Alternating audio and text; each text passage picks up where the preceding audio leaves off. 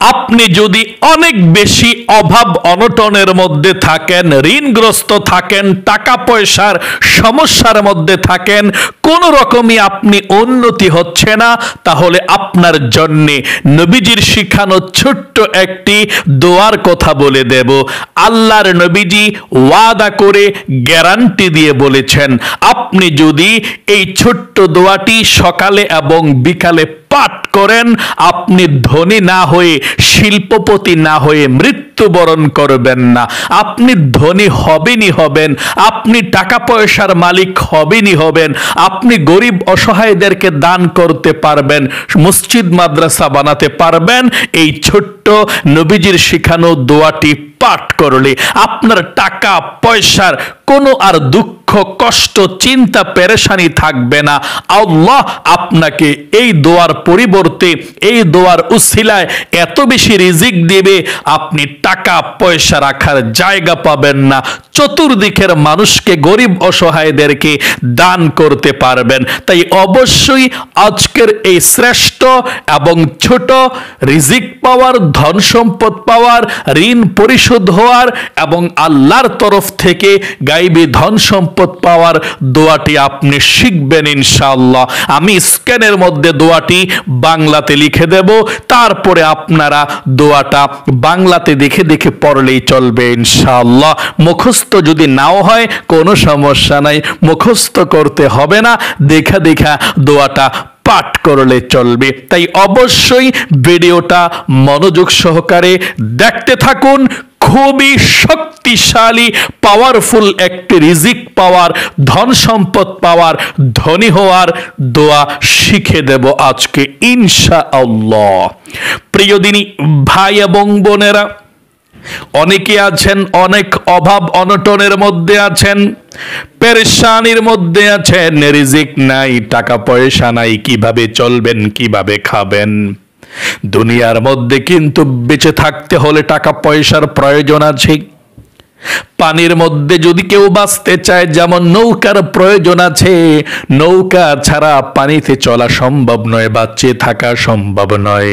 এবং মাছের জন্য যেমন পানি জরুরি, পানিটা খুবই দরকার, ঠিক মানুষের জন্যেও পৃথিবীর মধ্যে বাঁচতে হলে টাকার প্রয়োজন, পয়সার প্রয়োজন, ধন সম্পদের প্রয়োজন। টাকা পয়সা ছাড়া বেঁচে থাকা সম্ভব না পৃথিবীর মধ্যে, আপনার টাকার প্রয়োজন। এই টাকা পয়সা আপনি আল্লাহর কাছে চাইবেন অবশ্যই। আল্লাহর নবীজি যেভাবে, যেই পদ্ধতিতে আপনাদেরকে ধন সম্পদ চাইতে বলেছেন, চাইবেন, এটা কোনো গুনার কোনো কিছুই নয়। সাহাবাদের মধ্যে সবচেয়ে ধনী ছিল হযরতে উসমান গনি রাদিয়াল্লাহু তাআলা আনহু, এবং আরেকজন ছিল হযরত আব্দুর রহমান ইবনে আউফ রাদিয়াল্লাহু তাআলা আনহু। তিনাদের টাকা পয়সা অনেক ছিল, অনেক ধনী ছিলেন তিনারা। তিনাদের সাহাবায়ে কেরামদের টাকা পয়সার দ্বারা গরিব অসহায় যারা সাহাবী ছিল, মানুষ ছিল, তাদেরকে দান করেছেন, সাদকা করেছেন, মসজিদ বানিয়েছেন, মাদ্রাসা বানিয়েছেন। তাদের টাকা পয়সাগুলো আল্লাহ দ্বীনের জন্য আল্লাহ কবুল ও মঞ্জুর করেছেন। টাকা পয়সা হওয়া কিন্তু খারাপ কিছুই নয়। আপনি দুনিয়ার মধ্যে বেঁচে থাকতে হলে দুনিয়া অবশ্যই সুন্দর হতে হবে, টাকা পয়সা থাকতে হবে, সুন্দর একটা পর্দানিসীন বাড়ি থাকতে হবে, ঘর থাকতে হবে, তারপরে আপনি ইবাদত করতে পারবেন সুন্দর করে। যদি আপনার টাকা পয়সা না থাকে, কিভাবে আপনি বানাবেন? আল্লাহ রাব্বুল আলামিন তার নবীকে বলে দিয়েছেন কোরআনুল কারীমের মধ্যে এইভাবে দোয়া করার জন্য, এবং আমাদেরকেও বলে দিয়েছেন দোয়া করার জন্য। এবং নবী করিম সাল্লাল্লাহু আলাইহি সাল্লাম যতবার আল্লাহর কাছে দোয়া করেছেন, এই দোয়াটা সব সময় আল্লাহর কাছে করতেন দুনিয়ার সুন্দরের জন্য। আল্লাহু আকবার। আল্লাহর নবীজি যখনই আল্লাহর কাছে মুনাজাত করতেন, তখনই পড়তেন রব্বানা আতিনা ফিদ দুনিয়া হাসানাতাও ওয়াফিল আখিরাতি হাসানাতাহু ওয়া কিনা আযাবান নার। আমি দোয়াটা একটু পরে আপনাদেরকে লিখে দিচ্ছি, বলে দিচ্ছি, এই আয়াতটার অর্থটা বলে দিচ্ছি। আল্লাহ রসুল আল্লাহর কাছে যখনই মুনাজাত করতেন তিনি এই দোয়াটা পাঠ করতেন। এই দোয়াটার অর্থ হলো রব্বানা আতিনা ফিদ দুনিয়া হাসানা, ও আমাদের রব আমাদের দুনিয়াকে তুমি সুন্দর করে দাও, অফিল আখিরাতি হাসানা, এবং আখিরাতকেও সুন্দর করে দাও, ওয়াকিনা আযাবান নার, এবং জাহান্নাম থেকে তুমি আমাদেরকে মুক্ত করো, জাহান্নামের মধ্যে তুমি আমাদেরকে দিও না। তাহলে এখানে আল্লাহ রাব্বুল আলামিন পবিত্র কোরআনুল কারীমের মধ্যে দোয়ার মধ্যে শিখিয়ে দিয়েছেন, সর্বপ্রথম দুনিয়ার সুন্দর আল্লাহ তুমি আমাদেরকে দান করো, আমাদের দুনিয়াকে তুমি সুন্দর করে দাও, টাকা দাও, পয়সা দাও, ধন সম্পদ দাও, বাড়ি দাও, নারী দাও মনের মতো। দুনিয়ার সৌন্দর্যটা প্রথম আল্লাহর কাছে কামনা করার জন্য আল্লাহ শিখিয়ে দিয়েছেন নিজেই, এবং আল্লাহর নবীজি আল্লাহর কাছে দোয়াটা করেছেন। তাহলে আল্লাহ রসুলও কিন্তু দুনিয়া চেয়েছে, কিন্তু আখিরাতও চেয়েছে এই আয়াতের মাধ্যমে। দুনিয়ার মধ্যে আপনি থাকবেন, দুনিয়া যদি আপনার সুন্দর না হয় তাহলে আপনি দুনিয়ার মধ্যে ভালোভাবে থেকে নেক আমল করতে পারবেন না। এই জন্যে আল্লাহ রাব্বুল আলামিন সর্বপ্রথম আপনার দুনিয়ার দোয়াটা আগে করতে বলেছেন। আপনিও আল্লাহর কাছে যখনই মুনাজাত করবেন, যদি পারেন এই দোয়াটি পড়বেন। আমার সঙ্গে পড়ুন, রব্বানা আতিনা ফিদ দুনিয়া হাসানাতাও ওয়া ফিল আখিরাতি হাসানাতাও ওয়া কিনা আযাবান নার। এটা পড়বেন যদি পারেন মুনাজাতে। তাহলে প্রিয় দিনী ভাই এবং বোনেরা, আপনারা যারা অভাব অনটনের মধ্যে আছেন, ঋণগ্রস্ত আছেন, পেরেশানির মধ্যে আছেন, দুঃখ যন্ত্রণার মধ্যে আছেন, আল্লাহর নবীজির শেখানো দোয়াটি পাঠ করুন। আল্লাহর নবীজি একজন সাহাবীকে দোয়াটি শিখিয়েছিলেন। সাহাবী এত ধনী হয়েছে, টাকা পয়সার কোনো অভাব ছিল না, গরিব অসহায়দেরকে তিনি দান করেছিলেন। আবু দাউদ শরীফের 1555 নং হাদিসের মধ্যে এসেছে, নবী করিম সাল্লাল্লাহু আলাইহি সাল্লাম একবার মসজিদে নববীর মধ্যে প্রবেশ করে দেখলেন একজন জীর্ণ শীর্ণ কাপড়ে এবং দুশ্চিন্তা পেরেশানির মধ্যে করে করে বসে আছে একজন সাহাবী। সেই সাহাবীর নাম হচ্ছে হযরত আবু উমামা রাদিয়াল্লাহু তাআলা আনহু। আল্লাহর রাসূল দেখলেন পুরাতন কাপড়, মুখের মধ্যে দুশ্চিন্তা পেরেশানির ভাঁজ পড়ে আছে, টেনশনের, এবং খুব বেশি দুশ্চিন্তা পেরেশানির মধ্যে আছে। মনে হচ্ছে আল্লাহর নবীজির সামনে গিয়ে বললেন, ও আবু উমামা, ও আমার সাহাবী, কেন বসে আছো এখানে? কি জন্য নামাজের আগে আগে চলে এসেছ? আবু উমামা বললেন, ইয়া রাসূলুল্লাহ, ও ইয়া হাবিবাল্লাহ, ঘরের মধ্যে টাকা নাই, পয়সা নাই, কি করে ঘরের মধ্যে থাকতে পারি? আর ভালো লাগে না, খাবার নাই, দাবার নাই, পোশাক নাই, টাকা নাই, পয়সা নাই, ঘরের মধ্যে আর থাকতে পারলাম না, ভালো লাগে না। আল্লাহর কাছে বলছি, মসজিদের মধ্যে বসে আছি। আল্লাহর নবীজির মায়া হয়ে গেল। নবী করিম সাল্লাল্লাহু আলাইহি ওয়াসাল্লাম বললেন, ও আবু উমামা, তোমাকে আমি ছোট্ট একটি দোয়া শিখিয়ে দিচ্ছি। এই দোয়াটি যদি তুমি সকাল এবং সন্ধ্যায় পাঠ করতে পারো, তাহলে তুমি যত টাকা ঋণগ্রস্ত হয়ে আছো, পেরেশানির মধ্যে হয়ে আছো, অভাব অনটনের মধ্যে আছো, সমস্ত ঋণকে আল্লাহ পরিশোধ করার ব্যবস্থা করে দেবে, অভাব অনটনগুলোকে দূর করে দেবে, রিজিক দিয়ে তোমার পরিবার সংসারকে আল্লাহ ভরপুর করে দিবে। আল্লাহু আকবার। আল্লাহ তোমার দুশ্চিন্তা পেরেশানি রাখবেই না। সাহাবী, তোমাকে একটি দোয়া আমি শিখিয়ে দিচ্ছি। তখন সেই সাহাবী বললেন, ইয়া রাসূলুল্লাহ ও ইয়া হাবিবাল্লাহ, আমাকে সে দোয়াটা শিখিয়ে দিন। আল্লাহর নবীজি দোয়াটা শিখিয়ে দিলেন। 1 মাস পর্যন্ত পড়লেন, সকাল বিকাল সকাল বিকাল, ফজরের পরে এবং মাগরিবের পরে।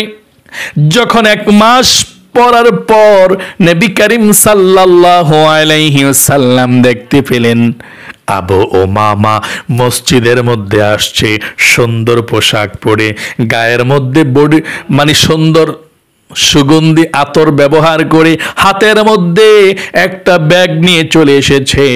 আল্লাহর নবীজি বললেন, ও আবু উমামা, কি অবস্থা তোমার? তুমি না অভাব অনটনের মধ্যে ছিলে, এখন কি অবস্থা?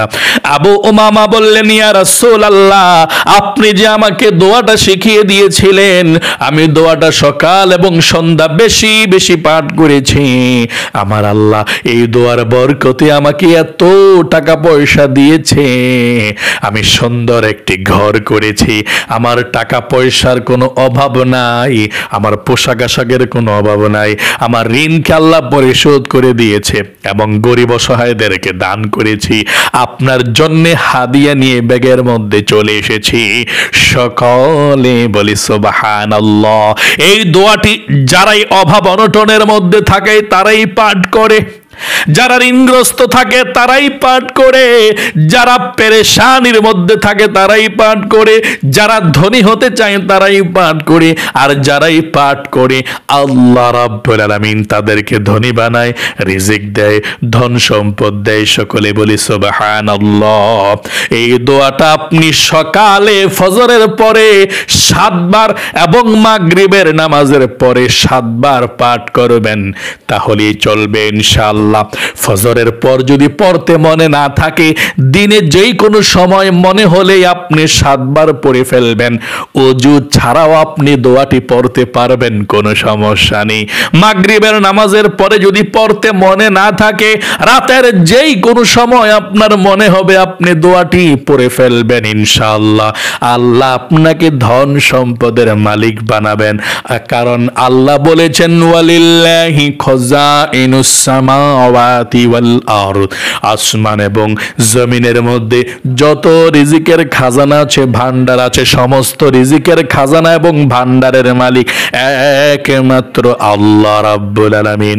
এবং আল্লাহ রাব্বুল আলামিন পবিত্র কোরআনুল কারীমের মধ্যে বলেছেন, ওয়া মা মিন দাব্বাতিন ফিল আরদি ইল্লা আলাল্লাহি রিজকুহা, এই জমিনের মধ্যে যত প্রাণী আছে বিচরণশীল, প্রত্যেকটা প্রাণীকে আল্লাহ রাব্বুল আলামিন রিজিক দান করে থাকে। এবং আল্লাহ আরো বলেন, ওয়াল্লাহুল গনিয়্যু ওয়া আনতুমুল ফুকারা, তোমরা হচ্ছে ফকির, আমি আল্লাহ হচ্ছে 1 নাম্বার ধনী। সকলে বলি সুবহানাল্লাহ। প্রিয় দিনী ভাই এবং বোনেরা, আপনাদেরকে যেই দোয়াটার কথা বলে দেব এক্ষুনি স্ক্যানের মধ্যে আমি বাংলাতে লিখে দেব, আপনারা দোয়াটা বাংলাতে দেখে দেখে আমার সঙ্গে সঙ্গে সহি শুদ্ধভাবে পাঠ করুন। এবং পরবর্তীতে যখনই আপনি সকাল এবং সন্ধ্যায় মাগরিবের পরে এবং ফজরের নামাজের পরে পড়বেন, আপনারা মোবাইলের স্ক্যানটা দেখে দেখে আপনি সুন্দর করে দেখে দেখে পাঠ করবেন, তাহলেই চলবে ইনশাআল্লাহ। আমার সঙ্গে সঙ্গে পাঠ করুন, স্ক্যানে বাংলাতে দিয়ে দিচ্ছি এবং সহি শুদ্ধভাবে পড়ুন আমার সঙ্গে।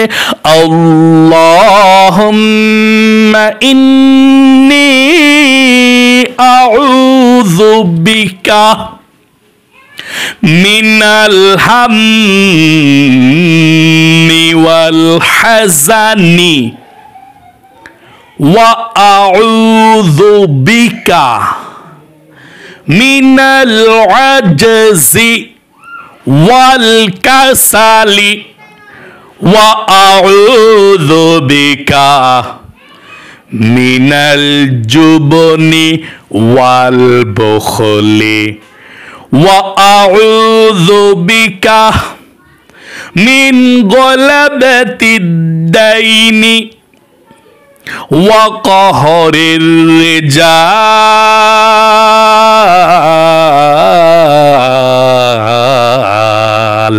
আমার সঙ্গে সঙ্গে আরেকটি বার পাঠ করুন, আল্লাহুম্মা ইন্নী আউযু বিকা মিনাল হাম্মি ওয়াল হাযানি وأعوذ بك من العجز والكسل وأعوذ بك من الجبن والبخل وأعوذ بك من غلبة الدين وقهر الرجال। আশা করি সুন্দর করে দোয়াটা আমার সঙ্গে সঙ্গে পাঠ করতে পেরেছেন। আমি অনুরোধ করে বলবো অবশ্যই সকালে 7 বার পড়বেন, মাগরিবের পরে 7 বার পড়বেন এই দোয়াটি। ইনশাআল্লাহ অতি দ্রুত আপনার রিজিক আল্লাহ তাআলা দিবে। আপনার ঋণ যদি লক্ষ লক্ষ টাকাও হয় পরিশোধ করার ব্যবস্থা আল্লাহ করে দিবে। আপনার জন্য রিজিকের দরজা, ধন সম্পদের দরজা আল্লাহ খুলে দিবে। সকালে 7 বার, মাগরিবের পরে 7 বার পড়তেই থাকবেন ইনশাআল্লাহ সব সময়। আল্লাহ রিজিক অবশ্যই আপনাকে এই দোয়ার উসিলায়, দোয়ার মাধ্যমে আল্লাহ তাআলা দিবেই দিবে, 100% গ্যারান্টি ইনশাআল্লাহ। আল্লাহর নবীজির কথা কখনো মিথ্যা হতে পারে না। যারাই এই আমলটি করেছে তারাই রিজিক পেয়েছে, তাদের ঋণ আল্লাহ পরিশোধ করেছে। আল্লাহ আপনার ঋণগুলোকে আল্লাহ পরিশোধ করার ব্যবস্থা করে দেখ, অভাবকে দূর করুক আল্লাহ, রিজিক দেখ, ধন সম্পদের মালিক আপনাকে বানাক। সকলে কমেন্ট বক্সের মধ্যে লিখবেন আমিন এবং ভিডিওতে একটি লাইক দিবেন। যারা কমেন্ট বক্সের মধ্যে আমিন লিখেছেন এবং ভিডিওতে একটি লাইক দিয়েছেন, আল্লাহ তাদেরকে তুমি কবুল করো, মঞ্জুর করো। জীবন একবার মক্কা মদিনায় নাও, অনেক বেশি ধনী বানাও, লক্ষ লক্ষ টাকার মালিক বানাও। মসজিদ, মাদ্রাসা, গরিব অসহায়দেরকে যাতে দান করতে পারে আল্লাহ, এরকম ধনী তাদের সকলকে তুমি বানিয়ে দাও, আমিন। আজ পর্যন্তই, আবারও অন্য কোনো ভিডিওতে দেখা হবে ইনশাআল্লাহ। সেই পর্যন্ত আপনাদের সকলের সুস্বাস্থ্য আল্লাহর কাছে কামনা করে আজ এখানেই বিদায় নিচ্ছি। আসসালামু আলাইকুম ওয়া রাহমাতুল্লাহি ওয়া বারাকাতুহু।